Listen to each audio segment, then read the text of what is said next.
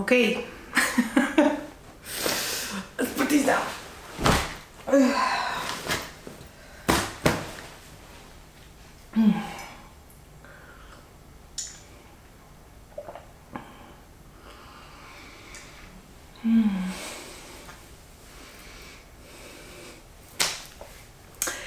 Hello and welcome to my series of holding myself accountable to finish all my whips. Hi, my name is Luna. Thank you so much for, being here with me today. Today I'm starting a series which I think I'm going to be calling Cast Off Marathon, where I'm going to be trying to finish all of my ongoing whips in the next 4 weeks. So 4 weeks, why, you may ask? Well, I have a bit of a deadline. I am going to be going on a long weekend trip to Norway in a month's time, where I kind of want to have the option and my mind free to be excited about new projects. Now, how have I come to this situation where I have all of these whips? Now, don't get me wrong, I'm not shaming this, or not there's anything wrong with this at all. I am definitely not a monogamous knitter, so I love having many different projects on the go at the same time, and I see absolutely no problem with that whatsoever. However, these are projects that have been on the needles, most of them for about, within the last 6 months. The reason for that is I am usually not a summer knitter. In the past, I tend to drop my needles when it starts getting hot, and then I pick them up again around September time because my hands get sweaty. I just don't really enjoy the idea of having to hold wool when it's hot. This year was a bit different though, because it was kind of milder here where I live than it typically is over summer, and the places that I visited over summer were also pretty mild in temperature, so I kind of got like the knitting mojo back around July time, which is somewhat different. And instead of finishing projects that were unfinished in spring, I basically ended up casting on new projects, which has kind of now left me with a whole bunch of projects that are not finished. And I'm feeling like I'm wanting to really clear my slate and clear my kind of mind to allow myself to get excited about these new projects rather than have kind of my mountain of whip bags just increasingly get larger and larger and larger. And also I have a lot of gifts in here, projects for myself that I also just want to wear. So practically speaking, I think it's good to do this. And hopefully that means that, when I come back, when these are all done, I can focus on new projects, and that will be very exciting as well. So today's episode, so what I'm planning on doing is taking you guys along the journey of finishing all of these projects off to hopefully, if you're in a similar situation to me, help give you some extra motivation to just finish things off, right? So I plan on keep giving you guys show you guys the process of finishing these projects. So today's video, I'm basically going to show you where we're starting from and show you all the projects that I have at the moment. And I just remembered, I forgot one, so one sec. We're back. So the first one is actually one that's already off the needles. So it has already been cast off, but it's not fully finished just yet. So I recently knit my first ever baby knit because a friend of mine had a baby, so I wanted to make something. Now the baby has already been born, and you know how babies grow, so this is one that I definitely have to get my act together and finish off as soon as possible because I want to get the baby to have a chance to wear it. I made the 3 to 6 month old size, so I'm hoping that it will still be fine, but anyway. So this is the Ellen's Coming Home set by Petite Knit. So it has a little cardigan which has buttons on the side, and then the little kind of matching trousers to go with it. So what still needs doing here is the buttons. So I have to buy the buttons, sew the buttons on. Obviously do all the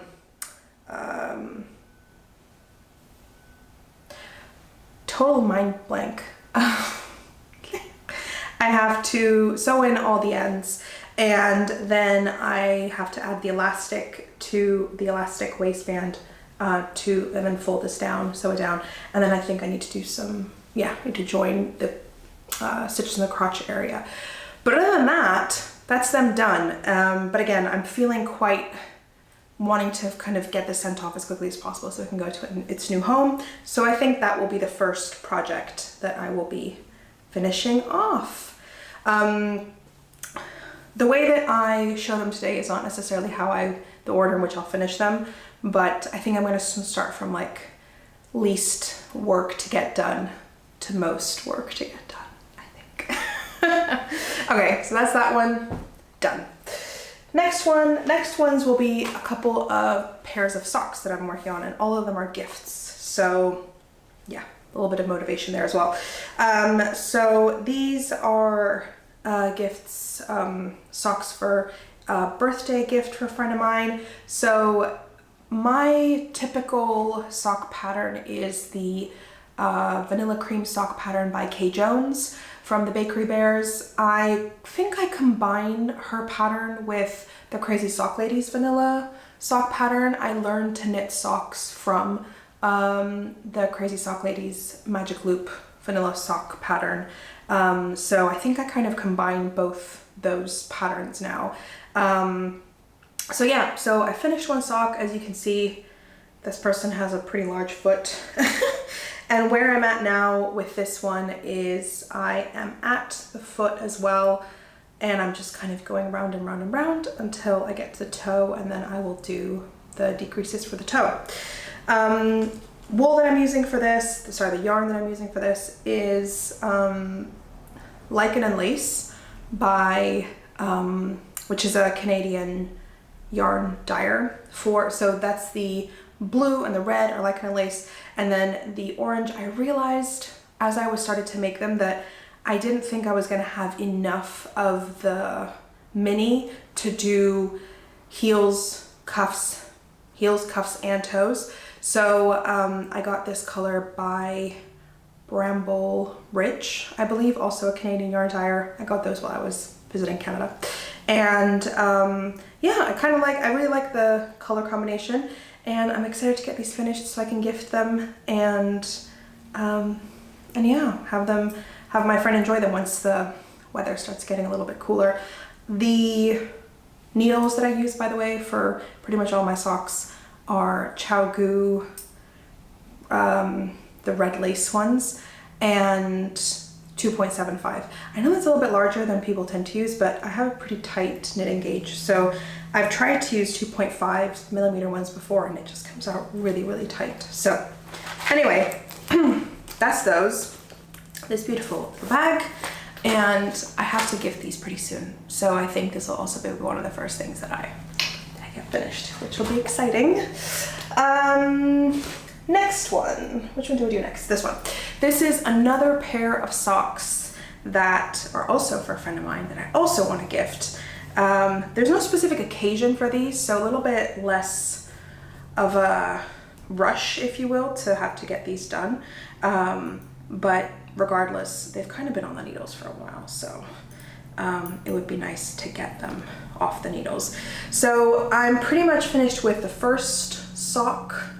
I'm sorry, it's a bit difficult to show you because I still have, as you can see, I got lazy just at the Kitchener stitch, which why I don't know. So I put them on these two needles.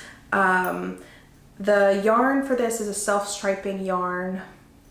I cannot for the life of me remember what yarn this is, but it's a self-striping. And then for the pop of color, the heel and the toe, I've used the Lang Yarn Jowl in the color Pine Green, I believe. But yeah, so really like these, looking forward to getting, so on the second sock, I am on the foot as well. So I've done I really like the pop of color on the cuff is something that Crazy Sock Lady does loads, and I was really inspired by her to do the same on these socks, and I really love how they turned out. I think it kind of brings everything together. So yeah, finishing, I think I have about 10 to 15 rows to go, and then I can start on the toe. So again, really close, almost there.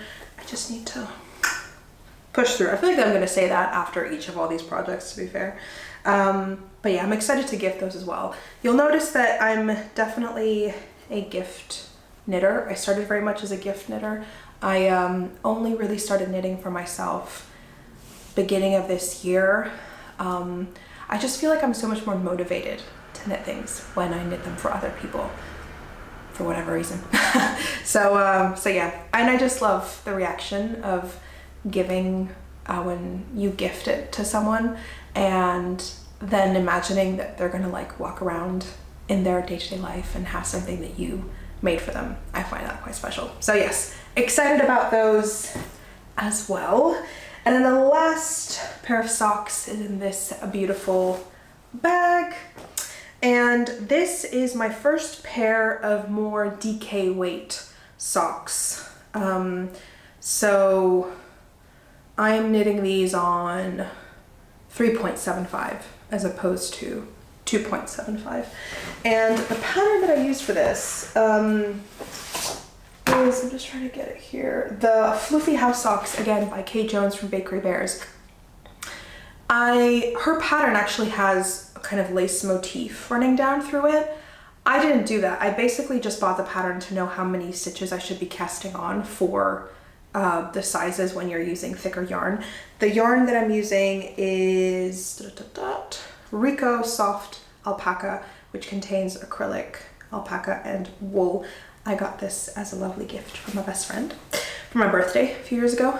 And so yeah, I'm knitting these as a gift. I have not done this heel before. I have no idea what this kind of heel is called. Is this like a fish lips heel? I don't know, but it's nice. I'm knitting these as a gift for a friend of mine who's always cold and always has cold feet. So I'm excited again to gift these. It's a little bit too warm to be knitting on this kind of wool at the moment. I don't know if you can see on camera, but it's very, very fluffy and it's just a bit too warm. So this might not be one of the first ones I do, but I would absolutely love to get these sent out and gifted again as soon as possible, like with all of this. So that's those. I think we're done with the socks now, which is cool.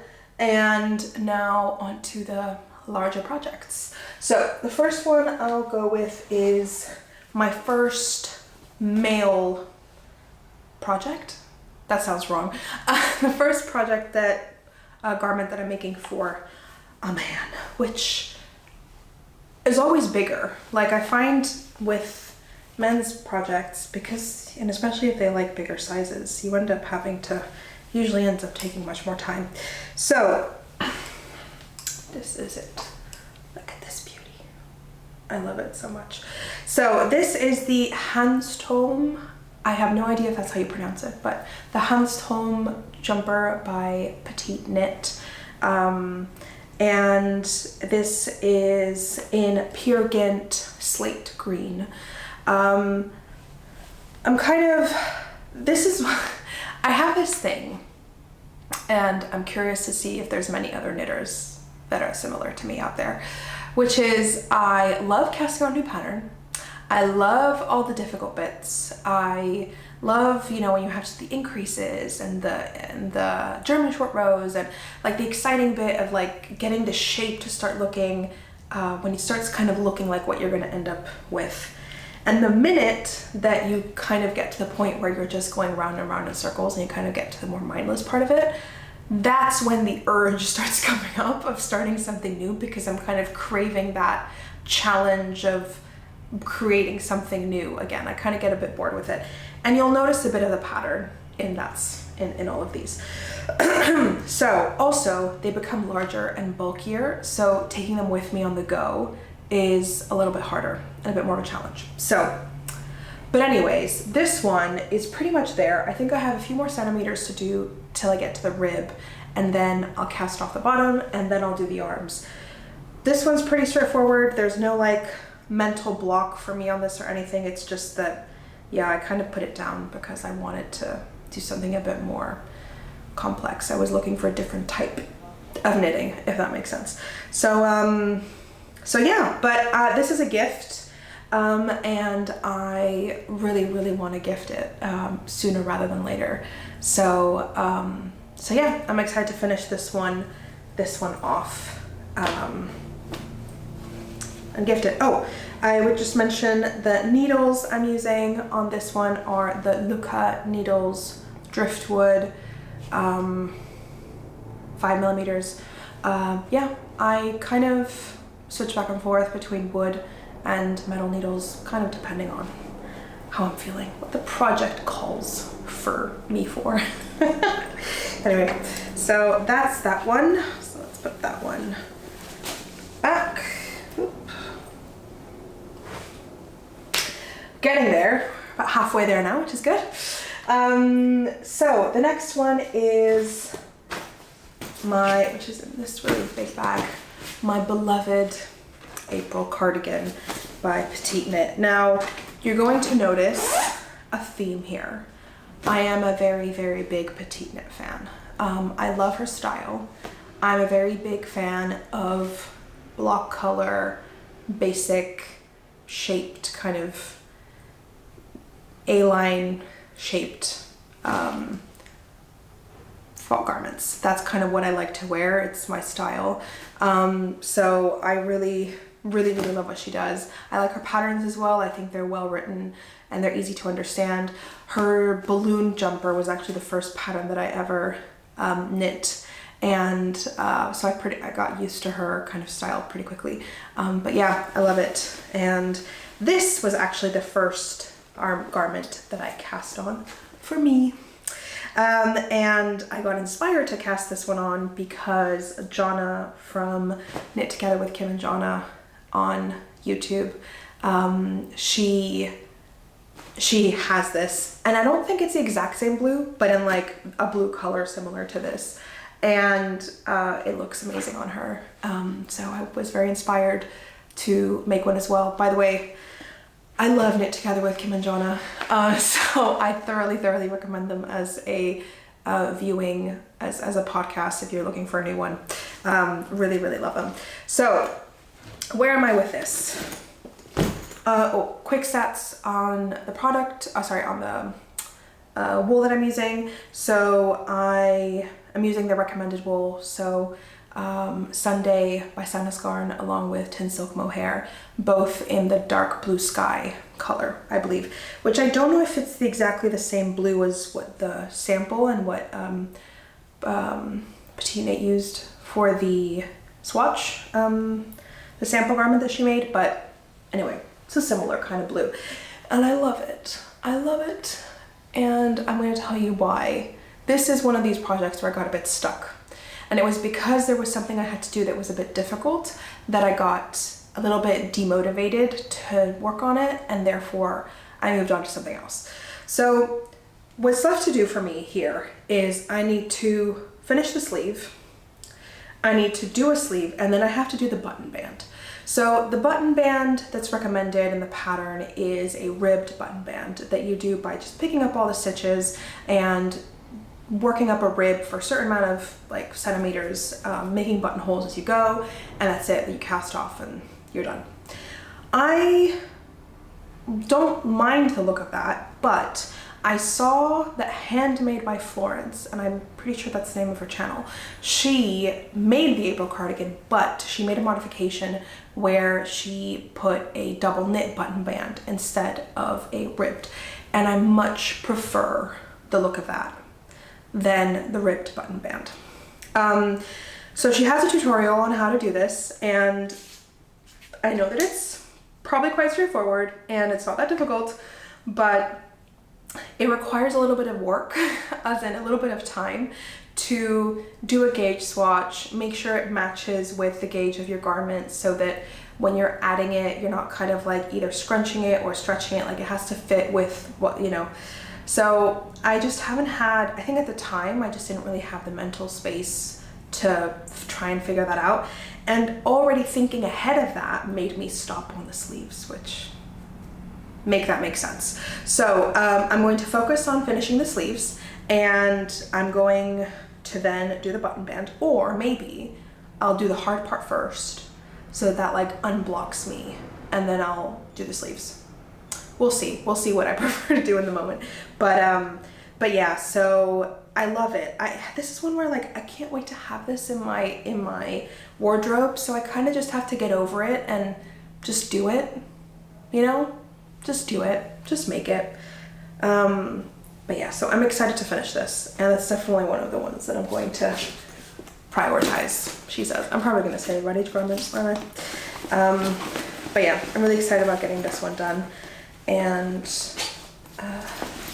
yeah, if you have any recommendations, by the way, if you've done the same thing, if you've made the April cardigan and also done a double knit, if there are any lessons learned, recommendations that you have on that, please do let me know.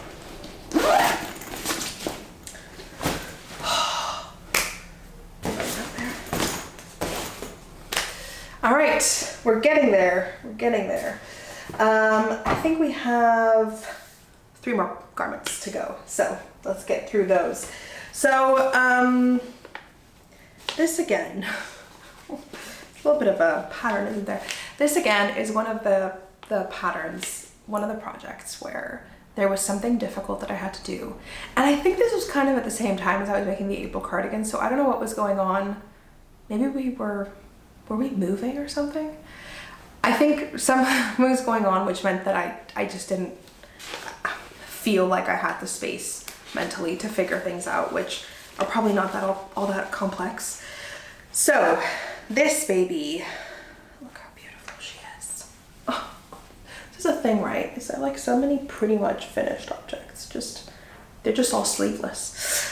This is, and I wrote it down, this is the dot sweater dot sweater by Pernille Larsen. And I'm sorry if I'm mispronouncing that. She is the, I think she's the one behind Knitting for Olive. And so as you can see, this doesn't have dots. I didn't really want the dots. I just wanted the shape. So I followed the pattern without doing the dots.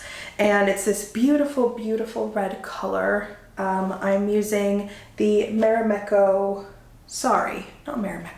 Mamaki German Merino Light. I don't know what the color is. I didn't have it on the label. It's like this red-orange color. And I'm holding it together with the lanyards lace in this color 60 red. So we're similar but different story with the April cardigan.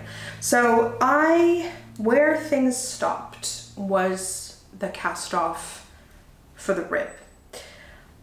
The pattern recommended that you do I'm pretty sure, this was a while ago, so I might be wrong, but I'm pretty sure that the pattern recommended that you do a long tail cast on at the top and do cast off in pattern at the bottom. I decided, because I wanted the kind of look that you get with a tubular cast on. And I wanted it to be really like stretchy. I did a tubular cast on at the top on the neck. And therefore I wanted to make sure that the bottom would match. So I wanted to do a tubular cast off on the body. But turns out doing a tubular cast off for a 2x2 requires a little bit more, I keep saying work as if it's like a bad thing, but it requires a little bit more work than if it's just a 1x1 that you're doing a tubular cast off on. And I think I watched quite a few videos to learn like different techniques, because you have to set it up, if I remember correctly, you have to set it up to be a 1x1, I think. So you have to kind of move the stitches around to make it 1 by 1, because you only do tubular cast, like when you do tubular cast off, it has to be in 1 by 1. And I think where I got a little bit stuck was that I cut off the yarn before thinking this through, as in before doing the research to understand how to do it, because I just figured, oh, tubular cast off, done that before. Not the case. And so I cut off the yarn, but I think one of the videos that I watched was recommending that you do 1 row to do the setup and then you cast off. At which point I didn't have enough yarn that from what I'd cut off to do 1 row and do the bind off row. So I think what the conclusion was that I had to go back and undo a row to then do the setup and then bind off. And for whatever reason at the time, that just seemed like unmanageable, I guess, because I put this down and I didn't really do anything about it, and now it's just now we're here, right? So that's what I have to do. I'm pretty sure what I have to do is I have to undo a row, do a setup round, cast it off, and then do the sleeves. And I'm pretty sure these are just completely straight sleeves, because that's one of the reasons why I liked this pattern so much. So I don't think I'm gonna have to bind off. As in, sorry, I'm not thinking I'm gonna have to do any increases on the sleeves, decreases in the sleeves. Gosh, I'm all over the place. So this should be a pretty straightforward knit at this point. So I just have to, again, pedal to the metal and just get this done. But how beautiful is this? I also get quite a few like compliments when I wear red. So I'm excited to have this in my wardrobe.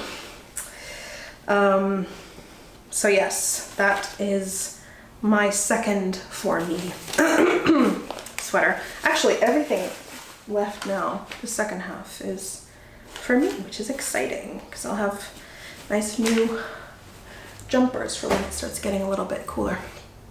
Okay, last two. This is a vest.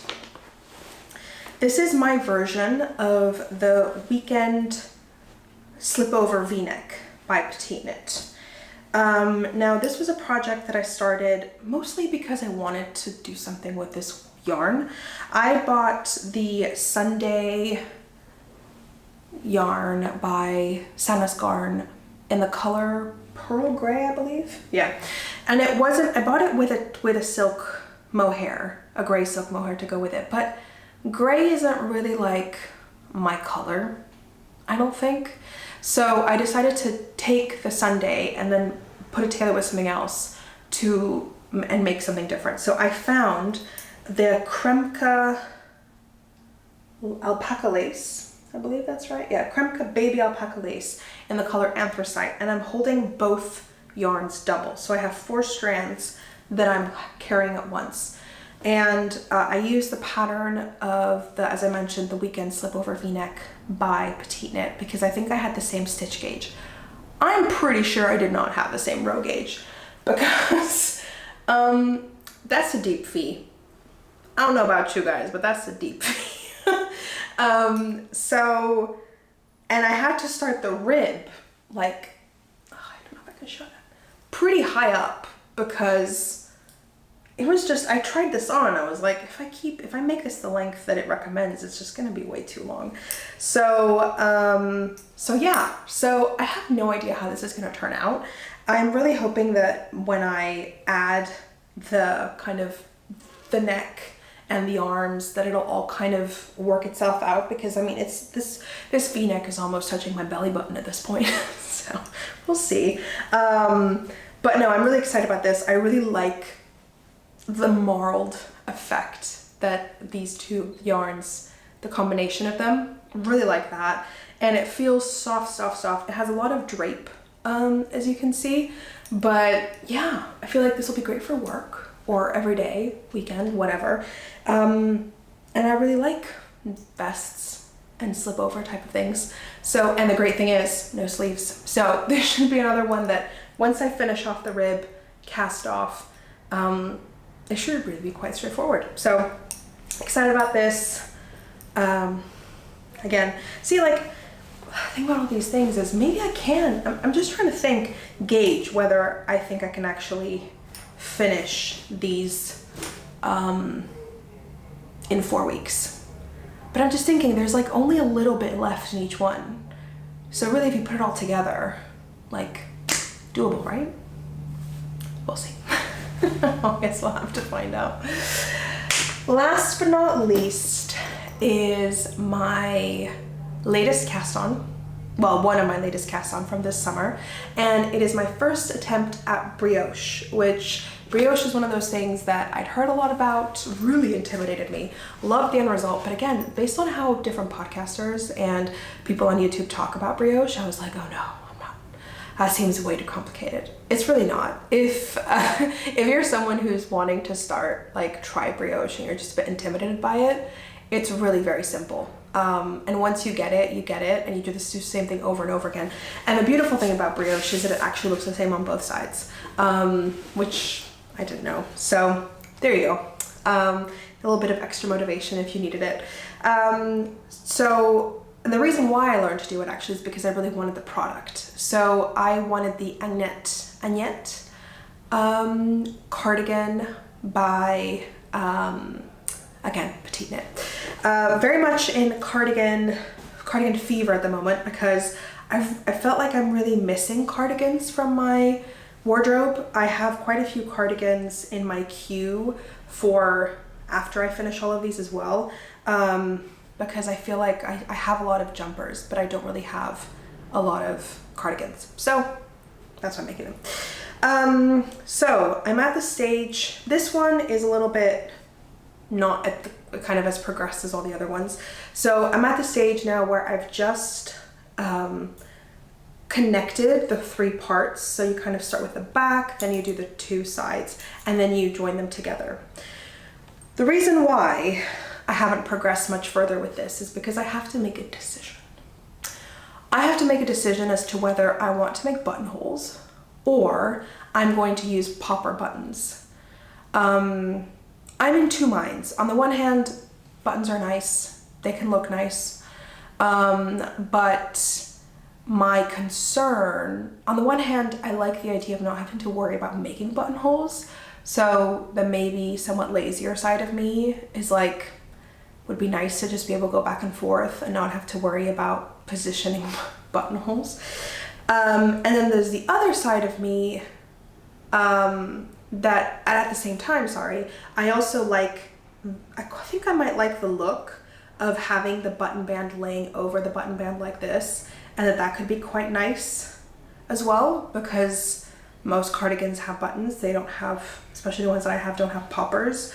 So I was thinking, like, if I'm using this for work, or, you know, that it could look quite clean to have it that way. But I'm not sure, I'm not convinced either way. And I'm at the stage now where this is where I'd have to make the first buttonhole. So I need to make a decision on what I want to do here. So until I make that decision, this is just going to stay like this. Again, I think I'm a bit more motivated to get, these have been on the needles for less time. So I expect that this might not be one of the first ones that I finish, because I want to prioritize. I'm still quite excited about knitting on this. I'm excited about these as well, don't get me wrong, but you know what I mean? Like, that initial feeling of when you start a new project, I still quite have that with this. So I want to prioritize getting these out of the way and getting really-excited about them, and then I'll come back to this afterwards when I've maybe, you know, done a bit of thinking and decided as to whether I want to make buttons or not. What are your thoughts? Would you add buttons? Would you not? I'm pretty sure all the ones that I've seen on Ravelry, pretty much all the ones I've seen on Ravelry have buttons. But then again, you know, you could do whatever you want, right? Have buttons, don't have buttons. But yeah, let me know. Let me know what you would do if you were me. But yes, and again on the brioche, it's beautiful. It's such a beautiful stitch, and it's really enjoyable to knit as well. Oh, I didn't mention what yarn I'm using for this. I'm using the recommended yarn, so I'm using the Iseo yarn Twini in the color that she knit the sample with as well, which is 28, and then I use the Art Yarns Silk Mohair in the color red, I think, because there was no color. number that I could see. So yes, and I'm knitting these on Chai Goose, as a lot of my projects are. Okay, let's get this in there. So, this is it. We have just completed the recap. 9 projects, that's right. 9 projects, 4 weeks. Can we do it? As I mentioned, I will be recording. I plan to record and track my progress as I go along, and I hope to be releasing videos once a week to keep you posted on how things are going. If you have any recommendations, if you also go through this, that would make me feel better actually. If you're someone who also has gotten to the point where, you know, you just have so many whips that it's a little bit difficult for you to kind of move on to new exciting ones, let me know. And let me know how your progress is going. If you need that extra motivation to just start this journey of like clearing out what's already there, then, you know, let me know. I hope that this helps. I hope that this helps motivate you. And I'm excited to hear about how you progress as well. So thank you guys so much for joining, guys. I look forward to keeping you posted on how I get along. See you. Bye. Bye.